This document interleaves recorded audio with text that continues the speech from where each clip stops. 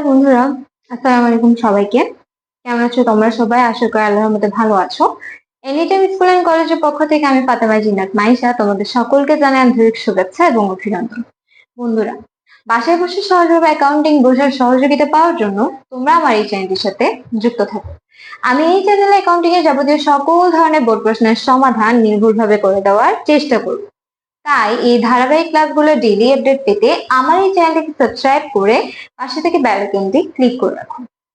তো বন্ধুরা, আজকে আমি পড়াবো এইচএসসি হিসাব বিজ্ঞান দ্বিতীয় পত্র যেটা আছে আমাদের ওখানে চট্টগ্রাম বোর্ড 2024-এ যৌথ মূলধনী কোম্পানি আর্থিক বিবরণী অধ্যায়ে 9 নং অঙ্কটি, অর্থাৎ আমাদের এইচএসসি হিসাব বিজ্ঞানের দ্বিতীয় পত্রের অধ্যায় 5-এর অঙ্ক। তাহলে চলো আমরা এটা খুবই সহজভাবে সমাধান করার চেষ্টা করবো ইনশাল্লাহ। পদ্মা কোম্পানি লিমিটেডের অনুমোদিত মূলধন 12 লক্ষ টাকা, যার প্রতিটি 10 টাকা মূল্যের 1,20,000 টাকা 1,20,000 শেয়ারে বিভক্ত। 2023 সালের 31 ডিসেম্বর তারিখে প্রস্তুতকৃত কোম্পানির রেওয়া মিল নিম্নরূপ। তো দেখো, পদ্মা কোম্পানি লিমিটেডের রেওয়া মিল দেওয়া আছে আমাদেরকে বলা হচ্ছে শেয়ার মূলধন, পাশে দেওয়া আছে 1 লক্ষ শেয়ার এবং টোটাল টাকা দেওয়া আছে 10 লক্ষ। এই যে 10 লক্ষ টাকা দেওয়া আছে এটা কিন্তু মূলধন, ঠিক আছে। আর যেটা শেয়ার মূলধনের পাশে দেওয়া আছে সেটা হচ্ছে 1 লক্ষ শেয়ার এবং প্রতিটি শেয়ারের মূল্য আমাদেরকে উপরেই বলা হচ্ছে 10 টাকা করে। তাহলে 1 লক্ষর সাথে 10 গুণ করলে 10 লক্ষ টাকা শেয়ার মূলধন বের হয়ে যায়। এবার হচ্ছে ইজারা সম্পত্তি, যেটা একটা সম্পদ আমাদেরকে দেওয়া আছে ডেবিট পাশে এবং ইজারা সম্পত্তির পাশে আমাদেরকে 10 বছর দেওয়া আছে। কলকব্জা ও যন্ত্রপাতি 5 লক্ষ টাকা, আসবাবপত্র 2 লক্ষ টাকা, ব্যাংক জমা 55,000 টাকা, প্রারম্ভিক মজুত পণ্য 1,70,000 টাকা, ক্রয় 6,60,000 টাকা, বিক্রয় 8,50,000 টাকা, পণ্য ফেরত একটা দেওয়া আছে ডেবিট পাশে 10,000 টাকা আর একটা ক্রেডিট পাশে 5,000 টাকা, প্রাপ্য হিসাব দেওয়া আছে 70,000, প্রদেয় হিসাব দেওয়া আছে 1,20,000, মজুরি দেওয়া আছে 65,000, জাহাজ ভাড়া দেওয়া আছে 75,000, বিমা সালামি পাশে দেওয়া আছে 24 মাস 40,000 টাকা, শিক্ষানবিশ সালামি 20,000 টাকা, কমিশন আয় 50,000 টাকা।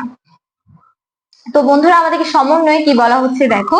সমন্বয়ে 1 নম্বরে বলা হচ্ছে সমাপনী মজুত পণ্য 2,20,000 টাকা, যার কিন্তু বাজার মূল্য এর চেয়ে 10% বেশি।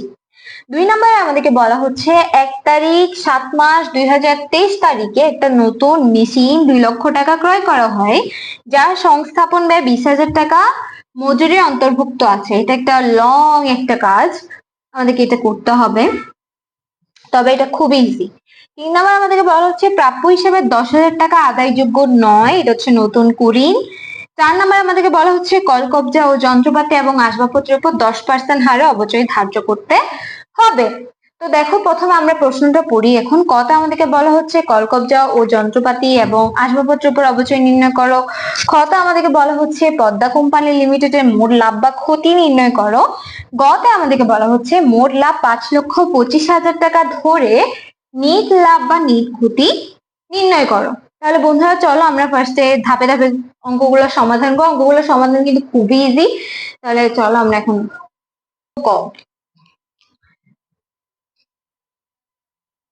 আমাদেরকে কতে বলা হচ্ছে কলকব্জা ও যন্ত্রপাতি এবং আসবাবপত্রের উপর অবচয় নির্ণয় করো। প্রথম আমরা আসবাবপত্রটা নির্ণয় করে ফেলি।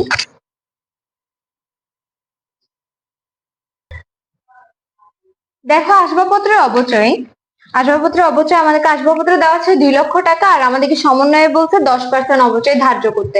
তাহলে 2 লক্ষ টাকার 10% হচ্ছে কত টাকা? 20,000 টাকা, রাইট?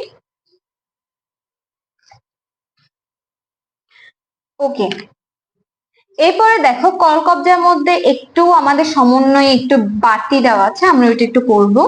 রেওয়া মিলে দেওয়া আছে কলকব্জা 3 লক্ষ টাকা। দেখো আমাদেরকে কলকব্জা দেওয়া আছে কিন্তু 5 লক্ষ টাকা, রাইট?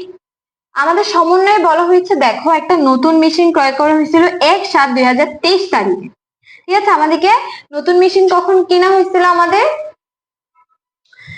কেনা হয়েছিল জুলাই মাসে, ঠিক আছে। আমাদের রেওয়া মিলটা দেখো দেওয়া আছে ডিসেম্বর মাসে, ঠিক আছে। তাহলে ডিসেম্বর মাসে যে কলকব্জার যন্ত্রপাতি দেওয়া আছে সেখানে এই জুলাইটা অবশ্যই অন্তর্ভুক্ত আছে, ঠিক আছে।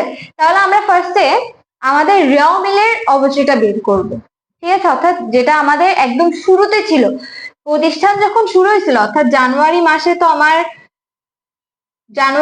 তো আমার একটা কলকব্জার যন্ত্রপাতি ছিল, সেটা কত ছিল? তাই আমরা যদি ডিসেম্বর থেকে জুলাইটা বাদ দিই তাহলে আমরা অবশ্যই জানুয়ারিটা পাবো। অর্থাৎ জানুয়ারি মাসে আমার কলকব্জা কত ছিল? তাহলে দেখো আমাদেরকে রেওয়া মিলে টোটাল দেওয়া আছে 5 লক্ষ টাকা, ঠিক আছে। জুলাই মাসেরটা হচ্ছে 2 লক্ষ টাকা। তাহলে আমার শুরুতে একদম বছরের শুরুতে তাহলে 3 লক্ষ টাকার যন্ত্রপাতি ছিল, ঠিক আছে। তাহলে আমরা 3 লক্ষ টাকার উপর ফার্স্টে 10% ধরবো, এতটুকু রাখছি। এরপরে আমাদের অর্থাৎ জুলাইটাও ধরতে হবে, 7 মাসে যেটা কিনছি, ঠিক আছে। তাহলে আমরা লিখবো যোগ জুলাই মাসেরটা হচ্ছে 2 লক্ষ টাকা না, শুধু 2 লক্ষের সাথে দেখো সমন্বয়ের পাশে আমাদেরকে আরো একটা কথা বলা হচ্ছে, সেটা হচ্ছে 20,000 টাকা এটা সংস্থাপন ব্যয় নিতে। তাহলে আমরা 2,20,000 সাথে 10% করবো, ঠিক আছে। এরপর আমরা এটাকে 12 দিয়ে ভাগ করব, 6 দিয়ে গুণ করব। কেন? কারণ এটা আমাদের পুরো বছরের না, আমাদের মাঝামাঝি সময়, অর্থাৎ জুলাই থেকে আমরা কিনছি। July, August, September, October, November, December, অর্থাৎ 6 মাস। তাহলে 6 মাস 6 দিয়ে কি করব? গুণ করব। তাহলে দেখো আমার এখানে আসে 30,000 আর এখানে আসে 11,000। তাহলে আমার টোটাল যোগ করলে আসবে 41,000। তো বন্ধুরা এখন আমরা সমাধান করব একের খ। আমাদেরকে বলা হচ্ছে যে পদ্মা কোম্পানি লিমিটেডের মোট লাভ বা ক্ষতি নির্ণয় করার জন্য। তাহলে আমরা কখন মোট লাভ বা ক্ষতি পাই? যখন আমরা বিক্রয় থেকে বিক্রিত পণ্যের ব্যয়টা বাদ দিই। তাহলে প্রশ্নে দেখো আমরা ফার্স্টে বিক্রয় খুঁজবো, আমাদেরকে বিক্রয় দেওয়া আছে 8,50,000 টাকা। ওকে, তো এখন আমাদেরকে রেওয়া মিলে বিক্রয়ের সাথে একটা সমন্বয় দেওয়া আছে, সেটা হচ্ছে আমাদেরকে বলা হচ্ছে পণ্য ফেরত। এই যে পণ্য ফেরত, এটা একটা ডেবিট পাশে দেওয়া আছে, একটা ক্রেডিট পাশে দেওয়া আছে। বিক্রয় কোন পাশে আছে? ক্রেডিট পাশে আছে। তাহলে বিক্রয় যখন আমি ফেরত পাচ্ছি তখন সেটা অবশ্যই বিপরীত বোঝাচ্ছে না, তাহলে সেটা কি হবে? ডেবিট পাশেরটা হবে। তাহলে আমরা ডেবিট পাশে অর্থাৎ 10,000 টাকা যেটা দেওয়া আছে সেটা বাদ দিব। বন্ধুরা আমরা এখন পেয়ে গেছি 8,40,000, এটা হচ্ছে নেট বিক্রয়, ঠিক আছে। এখন আমরা বাদ দিব বিক্রিত পণ্যের ব্যয়। বিক্রিত পণ্যের ব্যয় সবার আগে আসে কিন্তু প্রারম্ভিক মজুত পণ্য। আমাদেরকে প্রারম্ভিক মজুত পণ্য দেওয়া আছে 1,70,000 টাকা। এরপর আসে ক্রয়, আমাদেরকে ক্রয় দেওয়া আছে 6,60,000 টাকা। তবে আমাদেরকে দেখো আরেকটা পণ্য ফেরত ক্রেডিট পাশে দেওয়া ছিল, ওইটা হবে, কারণ ক্রয় হচ্ছে যেহেতু ডেবিট, তাইলে ক্রয় ফেরত হবে কি? ক্রেডিট। তাহলে কত কাটতে হবে? 5,000 টাকা। তাহলে আমাদের কত আসে? 6,55,000 টাকা। এরপরে আমরা দেখি প্রশ্ন আমাদেরকে দেওয়া হচ্ছে মজুরি। মজুরি কিন্তু কি? বিক্রিত পণ্যের ব্যয়ের অন্তর্ভুক্ত, অর্থাৎ ক্রয়ের সাথে অবশ্যই জড়িত।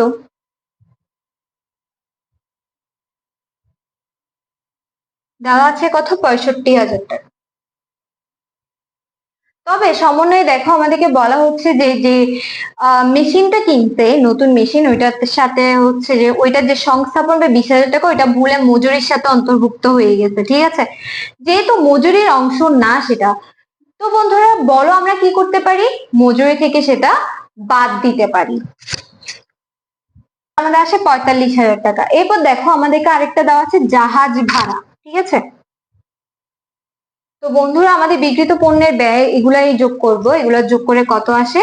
এগুলো যোগ করে আসে 9,45,000 টাকা। এখন বিক্রিত পণ্যের ব্যয়ের মধ্যে কিছু পণ্য বেঁচে যায়, অর্থাৎ সবগুলো তো তুমি বিক্রি করতে পারবা না, তাই না? কিছু জিনিস কি হয়ে যায়, আহ দিন শেষে বিক্রি হয় না। তো আমাদেরকে সমন্বয়ে বলা হয়েছে দেখো সমাপনী মজুত পণ্য, অর্থাৎ যে পণ্যগুলো আমি এখনো বিক্রি করতে পারিনি। তবে আমাদেরকে বলছে যে সমাপনী মজুত পণ্য 2,20,000 টাকা, যার বাজার মূল্য 10% বেশি। আমরা জানি রক্ষণশীলতা নীতি অনুযায়ী সমাপনী মজুত পণ্য যেটা কম আমার থেকে সেটাই ধরতে হবে। তাহলে ওইখানে যেহেতু বেশি বলতে বাজার মূল্য আর কাউন্টই করতে হবে না, আমরা অলওয়েজ কমটাই নিব। তাহলে আমাদের নিতে হবে কি? 2,20,000 টাকা। তাহলে আমাদের কত আসে? আমাদের আছে 7,25,000 টাকা। এটাই কিন্তু বিক্রিত পণ্যের ব্যয়। এরপরে আমাদের বিক্রয় থেকে যখন আমরা বিক্রিত পণ্যের ব্যয়টা বাদ দিব তখনই আমরা আমাদের মোট লাভটা পাবো। তাইলে কত আসে দেখো তো? মোট লাভ 1,15,000 টাকা। এটাই হচ্ছে আমাদের ক্ষয়ের অ্যান্সার। তো বন্ধুরা দেখো এখন আমরা সমাধান করবো একের গ। আমাদেরকে বলা হচ্ছে যে নিট মুনাফা বের করতে। সচরাচর আমরা বিশদের বিবরণী হচ্ছে যে আমরা মোট লাভ আর নিট মুনাফা একসাথেই দেখাই। তবে আমাদেরকে এখানে চট্টগ্রাম বোর্ড 2024-এ খতে আমাদেরকে মোট লাভ বের করতে বলছে, গতে আমাদেরকে নিট মুনাফা বের করতে বলছে। তাহলে আমরা গতে নিট মুনাফা বের করব। তার আগে অবশ্যই আমাদেরকে একটা জিনিস খেয়াল রাখতে হবে। দেখো গতে আমাদেরকে কি বলা হচ্ছে, যে মোট লাভ যেটা আছে আমরা কিন্তু সেটা খটা ধরলে হবে না, আমাদেরকে এখানে রিকোয়ারমেন্ট অলরেডি দেওয়া আছে যে মোট লাভ তোমার থেকে অবশ্যই 5,25,000 টাকা ধরতে হবে। বন্ধুরা এরপর আমাদের থেকে এখানে বাদ দিতে হবে পরিচালন ব্যয়। দেখো পরিচালন ব্যয়ের মধ্যে সবার আগে আমি যদি ধরি সেটা হচ্ছে বিমা স্যালামি। বিমা স্যালামি আমাদেরকে কত দেওয়া হচ্ছে, 40,000 টাকা। এই যে বিমা স্যালামির সাথে আমাদেরকে একটা পাশে দেওয়া আছে 24 মাস, ঠিক আছে, কত দেওয়া আছে, 24 মাস। তবে আমাদের অঙ্কটা কিন্তু 12 মাসের, ঠিক আছে, 31 ডিসেম্বর অর্থাৎ জানুয়ারি 1 থেকে ডিসেম্বর 31 পর্যন্ত কয় মাস, 12 মাস, ঠিক আছে। তাহলে এই যে 40,000 টাকা এটা কিন্তু টোটাল কত টাকা, 24,000 টাকা, ঠিক আছে। তাহলে 40,000-কে আমার থেকে অবশ্যই 24,000 টাকা 24 দিয়ে কি করতে হবে, ভাগ করতে হবে, ঠিক আছে। তাহলে আমরা কি পাবো,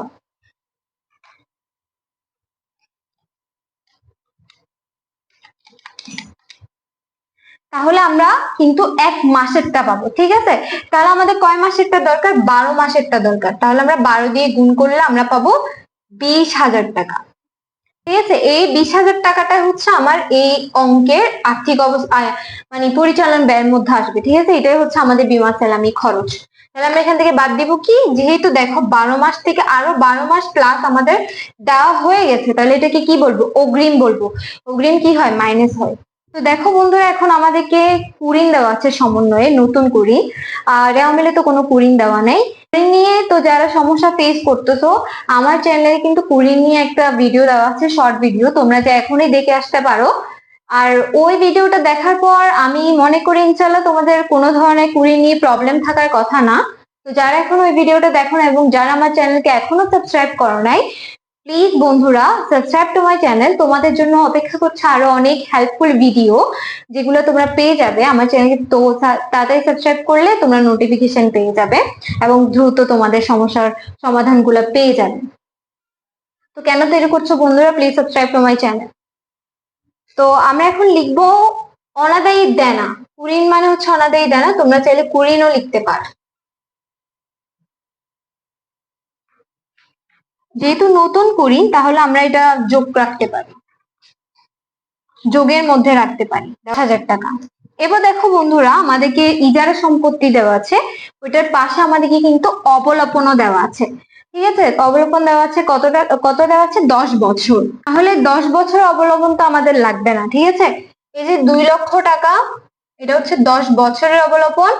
10 দিয়ে ভাগ করলে আমাদের 1 বছরেরটা আসবে, তাহলে আমাদের ওই 1 বছরেরটাই লাগতেছে, তাহলে 1 দিয়ে গুণ করো, তাহলে কত আসে, এখানে 20,000 টাকা আসে। তাহলে আমরা এখানে লিখবো ইজারা সম্পত্তি অবলোপন কত টাকা, 20,000 টাকা। দেখো বন্ধুরা আমরা কিন্তু আরো দুইটা জিনিস বের করছি কতে, সেটা হচ্ছে কলকবজা আর যন্ত্রপাতির অবচয় এবং আসবাবপত্রের অবচয়। এই দুইটা আমরা লিখে দেবো। কলকবজা যন্ত্রপাতির অবচয় পেয়েছিলাম 41,000 টাকা, আসবাবপত্র অবচয় পেয়েছিলাম 20,000 টাকা, আসবে 1,11,000 টাকা। তাহলে আমরা 5,25,000 থেকে 1,11,000 টাকা বাদ দিব, 4,14,000 টাকা। এটা হচ্ছে আমাদের পরিচালন মুনাফা। আমাদেরকে বলা হচ্ছে যে নিট মুনাফা বের করতে। তাহলে আমরা এখন অন্যান্য আয় আর অন্যান্য ব্যয় আছে নাকি দেখবো।